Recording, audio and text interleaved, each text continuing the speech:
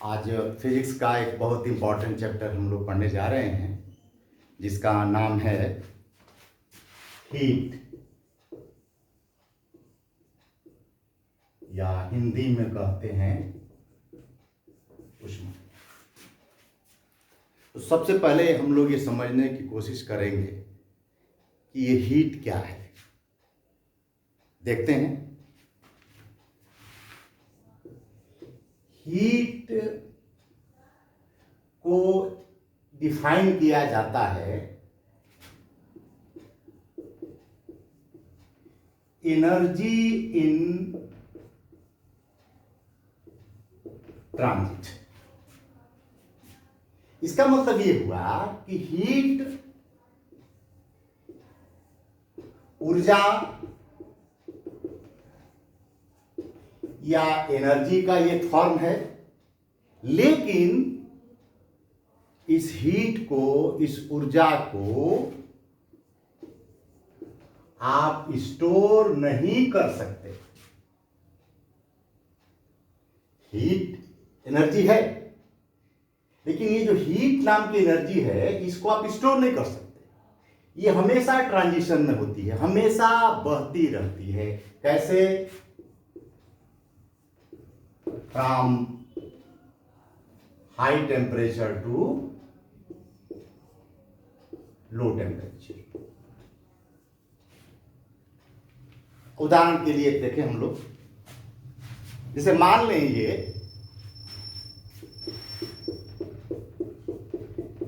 कि कहीं बड़ी आग लगी हुई है, जरूर इसमें क्या होगी? हीट। अब हम ये चाहें कि इस हीट को कहीं बक्से में, झूले में, पैकेट में बंद करके रख दें, इसकी हीट को, आग की, और बाद में यूज करें, ये पॉसिबल नहीं है। इस हीट को हम लोग स्टोर नहीं कर सकते, क्योंकि हीट एनर्जी का वो फॉर्म है जो ट्रांजिशन में रहता है, हमेशा ये फ्लो में रहता है, बहता रहता है। कैसे? High temperature to low temperature. Heat इसके यूनिट होती हैं जूल, कैलोरी और किलो कैलोरी। सीजीएस में अर्ग भी होता है, और इसका एक यूनिट और है इलेक्ट्रॉन वोल्ट। ये हीट के यूनिट। तो हीट एनर्जी इन ट्रांजिट है, एक प्रकार की एनर्जी है जो हमेशा बढ़ती है high temperature to low temperature. Heat को हम स्टोर नहीं कर सकते, और इसके यूनिट हैं जूल, कैलोरी, या इसका बड़ा यूनिट किलो कैलोरी, अर्ग, इलेक्ट्रॉन वोल्ट। ये हमारे हीट की यूनिट है। अब हमारे अर्थ पर हीट का सबसे बड़ा जो सोर्स है कौन है? सन। तो हमारी अर्थ के हीट का सबसे बड़ा सोर्स कौन है? सन है। सूर्य से हमें ऊर्जा मिलती है, एनर्जी, हीट मिलती है। अब देखें कि हीट जो एनर्जी है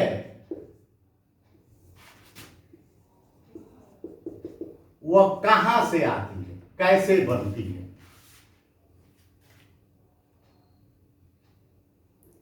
तो ये माना जाता है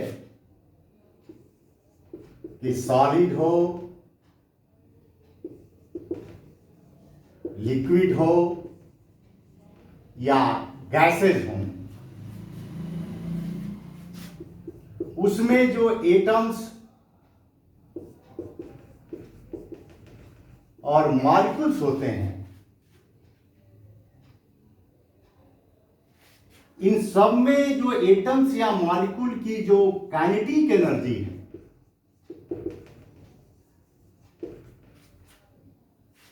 वही रीजन है किसका, हीट का। आप इनकी काइनेटिक एनर्जी बढ़ा दीजिएगा,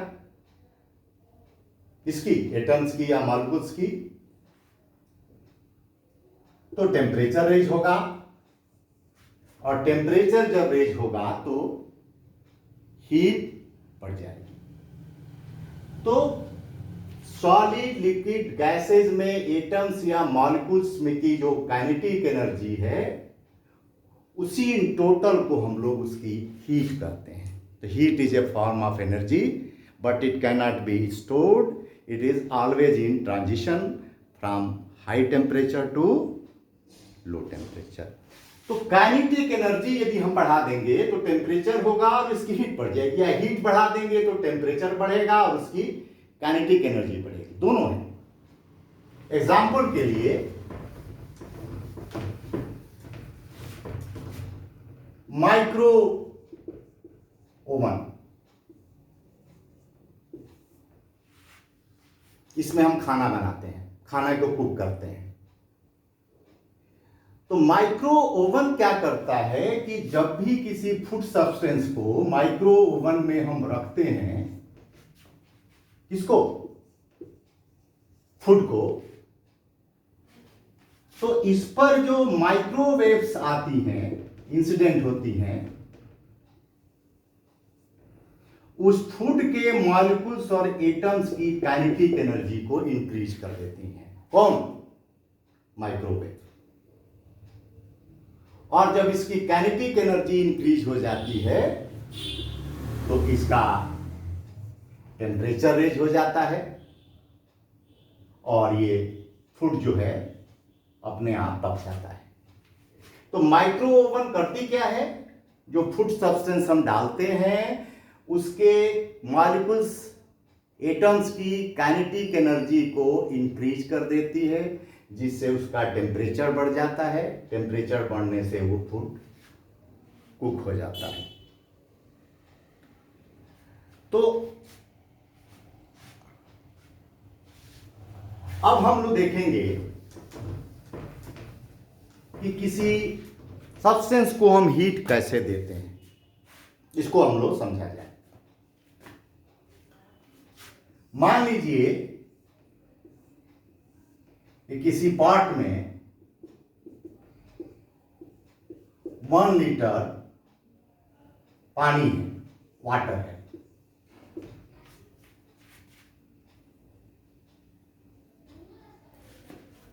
इसको हमें बॉयल करना है,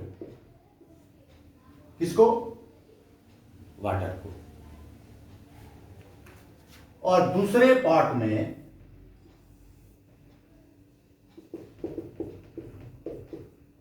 10 लीटर वाटर है, और इसको भी हमें क्या करना है, बॉयल करना है। तो इन दोनों को बॉयल करने के लिए 1 लीटर वाटर को और 10 लीटर वाटर को हम क्या दे देंगे, हीट। डिनोट करेंगे किससे, Q से। अब एक बात समझ में आती है कि क्या जितना हीट 1 लीटर के लिए चाहिए उतना ही हीट 10 लीटर के लिए चाहिए? आंसर होगा कि नो। 10 लीटर के लिए हमें ज्यादा हीट चाहिए, 1 लीटर के लिए हमें कम चाहिए। तो इस एक्सपेरिमेंट से हमने ये निकाला कि जो Q हीट देते हैं, it depends upon the mass. Mass जितना ज्यादा होगा उसको हीट करने, उसको उतना ही ज्यादा आपको हीट देना पड़ेगा। 2 लोगों का खाना बनाना है, कम हीट चाहिए। 100 लोगों का खाना बनाना है तो 100 लोगों के लिए खाने का मास बढ़ जाएगा, तो उसके लिए हीट हमको ज़्यादा देना पड़ेगा। तो Q is directly proportional to M।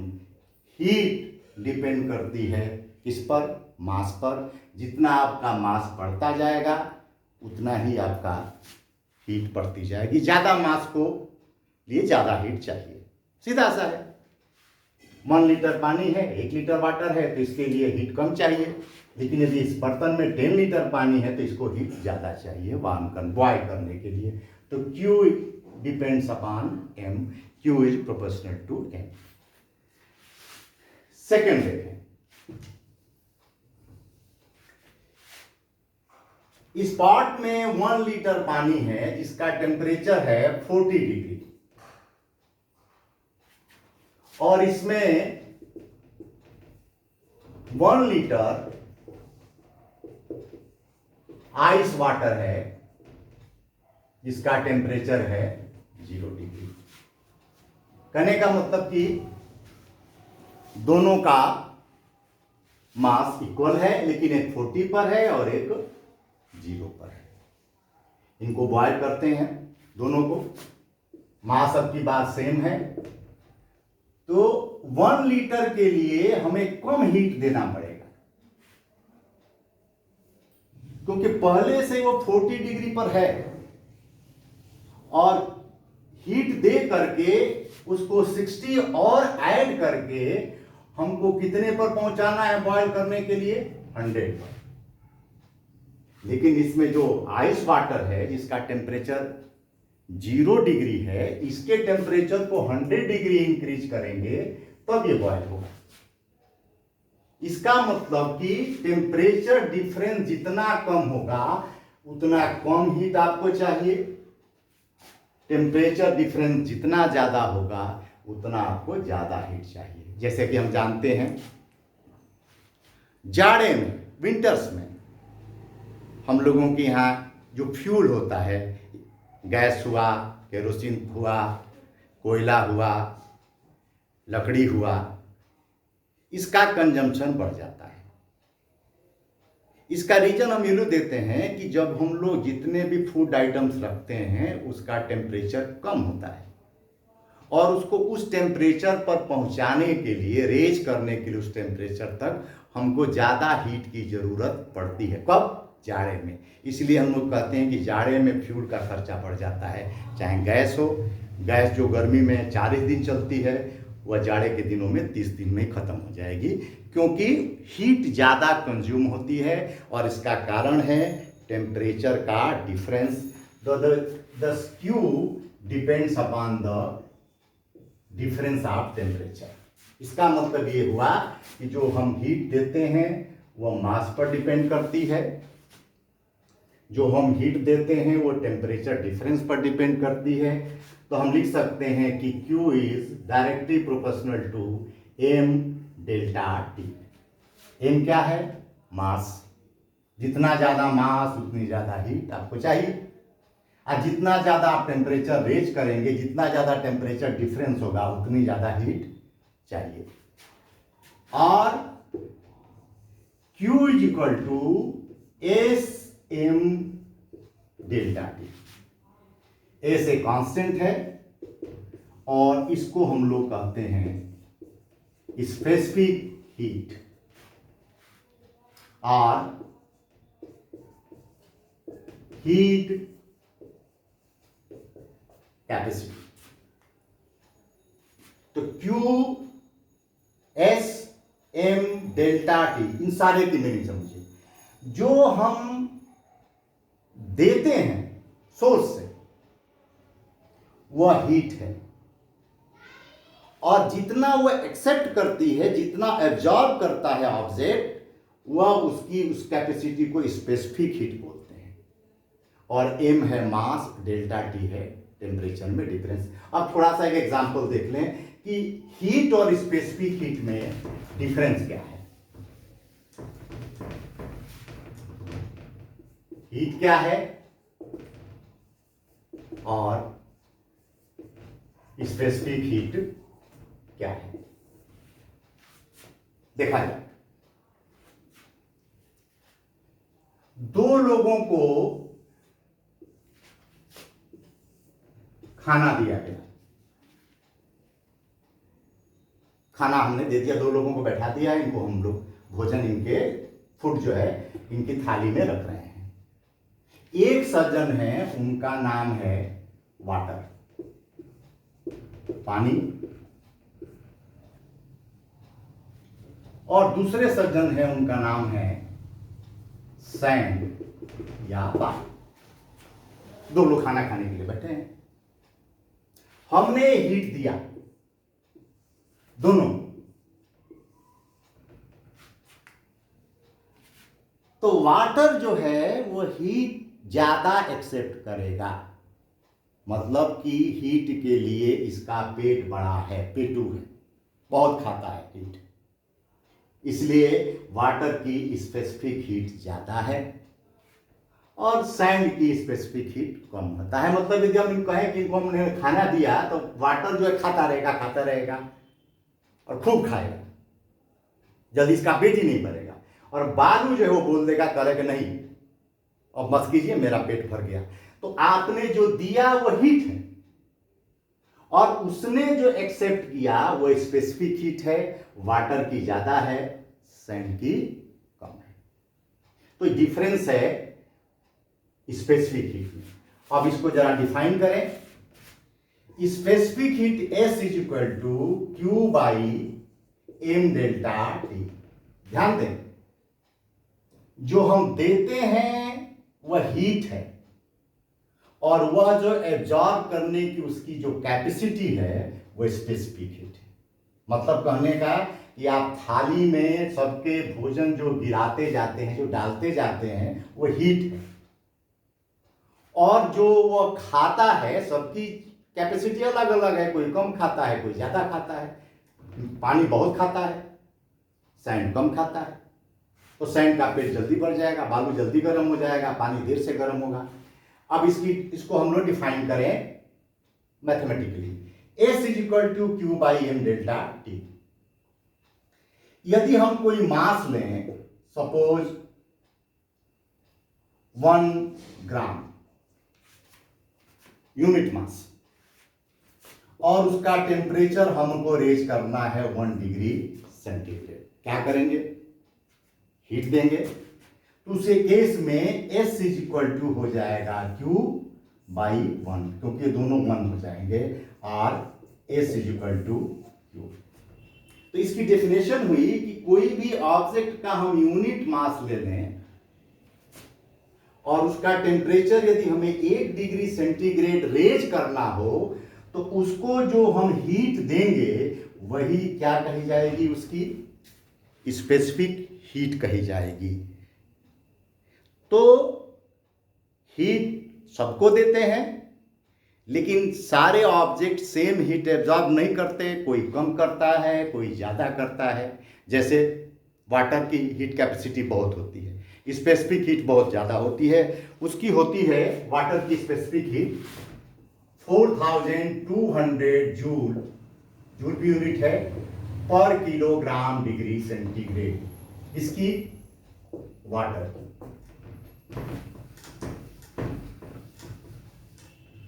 और इसके कंपैरिजन में बालू की, सैंड की हो जाती है 840 जूल पर केजी डिग्री सेंटीग्रेड, किसकी? सैंड की। क्या इसका मतलब ये हुआ कि बहुत ज्यादा हीट लेगा कौन? वाटर, और बहुत कम लेगी कौन? सैंड। तो वाटर की हीट कैपेसिटी बहुत अधिक होती है, स्पेसिफिक हीट ज्यादा होती है, और ये हमारे अर्थ के लिए बहुत अच्छा है। अब मान लेते हैं कि हमारा ये अर्थ है, इस पर हम मानते हैं कि 75% क्या है? वाटर है।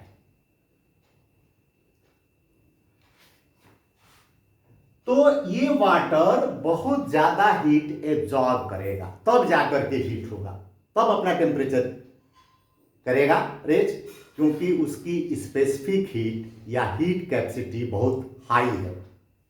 सपोज इसकी वाटर की स्पेसिफिक हीट लो होती, तब क्या होता? तब तो ये हम लोग सर्वाइव ही नहीं कर सकते। क्या होता? ड्यूरिंग डे टाइम जब सन रेज पड़ती और यदि इसकी स्पेसिफिक हीट कम होती, किसकी? वाटर की, तो यह बॉयल हो जाता। और नाइट में क्या हो जाता, फ्रीज हो जाता। लेकिन वाटर की हीट कैपेसिटी, स्पेसिफिक हीट बहुत ज़्यादा है, इसलिए वह जल्दी गर्म नहीं होगा, और एक बार जल्दी गर्म हो गया तो जल्दी ठंडा नहीं होगा। इसीलिए जो कोस्टल सिटीज़ हैं अपने ही कंट्री में, कलकत्ता हो गया, चेन्नई हो गया, मुंबई हो गया, इनका टेम्परेचर न बहुत ज़्यादा बढ़ता है न बहुत ज़्यादा कम होता है, यूनिफॉर्म रहता है, क्योंकि वो चारों ओर से वाटर से घिरा हुआ है, वाटर बॉडी से, सी है। तो वाटर की स्पेसिफिक हीट इतनी ज़्यादा है कि वह जल्दी गर्म नहीं होगा और न जल्दी ठंडा होगा, इसलिए उसका टेम्परेचर लगभग यूनिफॉर्म रहेगा। और वाटर के पास इतनी हीट कैपेसिटी होती है कि इसका यूज हम लोग वाटर बोटल्स में, हॉट वाटर बोटल्स में करते हैं, हॉट वाटर बोटल्स में करते हैं, गर्म पानी की बोतलें को, कहीं भी हड्डी हो, चोट लग गई हो, सेकने के लिए हम हॉट वाटर बोतल, क्यों, उसके पास बहुत ज़्यादा हीट है। तो जब बहुत ज़्यादा हीट होगा तभी ना डिलीवरी देगा। अब हम बोतल में बालू भर लें, अब पता चला बालू के पास बहुत कम हीट है, तो तुरंत ठंडा हो जाएगा। तो बालू जल्दी गर्म होता है, जल्दी ठंडा हो जाता है, क्योंकि उसकी स्पेसिफिक हीट लो है।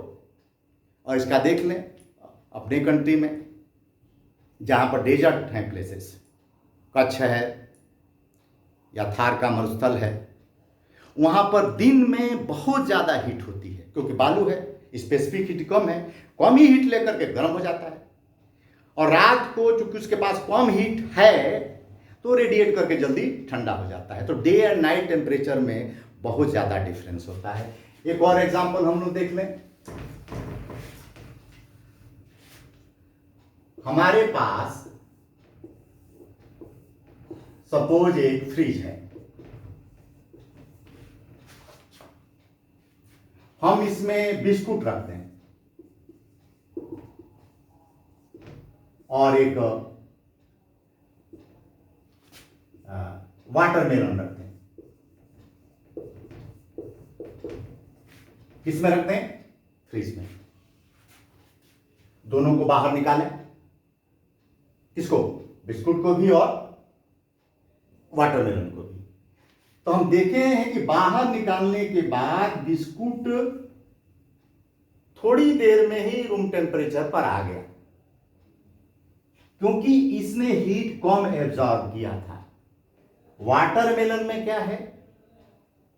वाटरमेलन में क्या भरा हुआ है? वाटर। इसकी स्पेसिफिक हीट ज्यादा है, इसके पास ज्यादा हीट है, ज्यादा हीट इसकी यह हीट अपनी लूज कर चुका है, तो हीट वह धीरे धीरे गेन करके ही गर्म होगा और इसलिए काफी देर तक यह ठंडा रहेगा। तो सबसे ज्यादा जो स्पेसिफिक हीट होती है वह होती है किसकी? वाटर की, और वह 1 कैलोरी पर केजी पर डिग्री सेंटीग्रेड होती है। इसका एक और एग्जांपल हम लोग ले लें।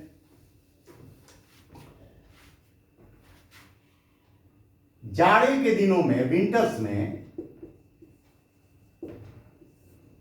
हमारे यहाँ जो क्रॉप बोई जाती है, जैसे गेहूं हो, आलू हो, जाड़े के दिनों में उसमें पाला पड़ता है, पाला, फ्रॉस्ट, पाला पड़ जाता है। इसका रीजन क्या है? रीजन ये है कि मान लीजिए कि अब कहीं गेहूं का पौधा है, व्हीट, गेहूं। अब विंटर्स में जब टेम्परेचर कम होगा तो इसके अंदर का जो वाटर होगा वो फ्रीज होने लगेगा, और जब फ्रीज होगा तो यह फैलेगा, एक्सपेंड होगा, और इसकी जो नसें होंगी फट जाएंगी। इसी को हम लोग कहते हैं फ्रॉस्ट या पाला। तो इसको कम करने के लिए क्या करते हैं, जो हमारे फार्मर्स हैं, किसान हैं, वो खेत में पानी भर देते हैं। कब? विंटर्स में, जाड़े में। तो जाड़े में जब ये पानी भर देते हैं किसमें? खेत में, तो यह बहुत ज्यादा जब हीट निकालेगा, कौन? वाटर, तभी यह फ्रीज होगा, क्योंकि इसकी स्पेसिफिक हीट कैपेसिटी ज्यादा है। तो क्या होगा कि इतना पानी खेत में जमा है कि जल्दी वह फ्रीज ही नहीं होगा, जमेगा ही नहीं, और ये जो हमारे क्रॉप्स में ये जो पाला है, जो फ्रॉस्ट है, ये नहीं हो पाएगा। इसीलिए पाले से बचने के लिए किसान खेतों में जाड़े के दिनों में पानी भर देते हैं, क्योंकि ज़्यादा पानी हो जाएगा। अब पानी भर दिया तो उसकी हीट कैपेसिटी या स्पेसिफिक हीट ज़्यादा है, अब वो ज़्यादा निकालेगा, रेडिएट करेगा, तभी वो फ्रीज होगा। तो इतना ज़्यादा वो निकाल नहीं पाएगा तो फ्रीज भी नहीं होगा। जब ये फ्रीज नहीं होगा तो हमारे जो क्रॉप्स हैं वो सेफ रहेंगे। और इसी प्रिंसिपल पर जो कुकिंग यूटेंसिल्स हैं,